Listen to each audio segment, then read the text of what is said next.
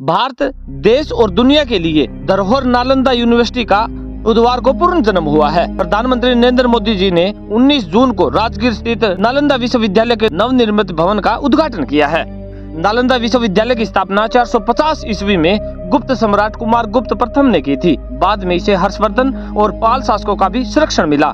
विशेषज्ञों के अनुसार 20वीं शताब्दी में आक्रमणकारियों ने इस विश्वविद्यालय को नष्ट कर दिया था। इससे पहले करीबन 800 सालों तक इस प्राचीन विश्वविद्यालय में पढ़ाई होती रही।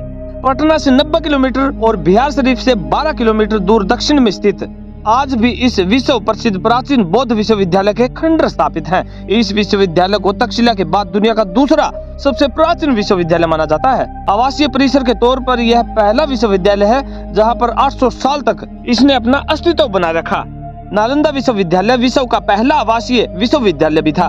दुनिया भर के छात्र यहाँ शिक्षा लेने के लिए आया करते थे, इसलिए इसमें 300 से ज्यादा कमरे थे, 7 बड़े बड़े हॉल थे और इसकी लाइब्रेरी 9 मंजिला हुआ करती थी, जिसको धर्मकुंज के नाम से भी जाना जाता था। तुर्की के मुस्लिम शासक बख्तियार खिलजी ने नालंदा यूनिवर्सिटी में आग लगवा दी थी। यहाँ के पुस्तकालय में इतनी पुस्तकें थी, पूरे 3 महीने तक आग जलती और धधकती रही। आपको बता दें कि धर्मकुंज लाइब्रेरी में 90 लाख से ज्यादा किताबें मौजूद थी। नालंदा यूनिवर्सिटी के नए कैंपस में 2 एकेडमी ब्लॉक बनाए गए हैं, जिसमें 40 क्लासरूम हैं।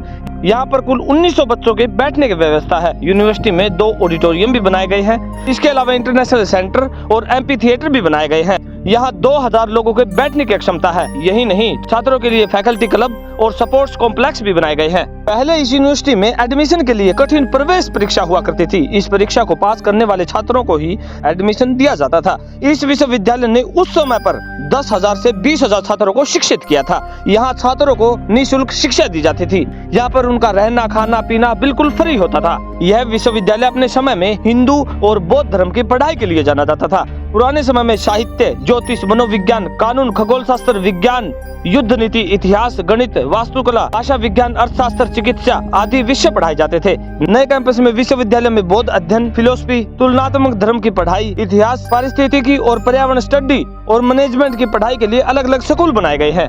बता दें कि नालंदा विश्वविद्यालय में छात्रों को किसी भी प्रकार की आर्थिक चिंता नहीं थी।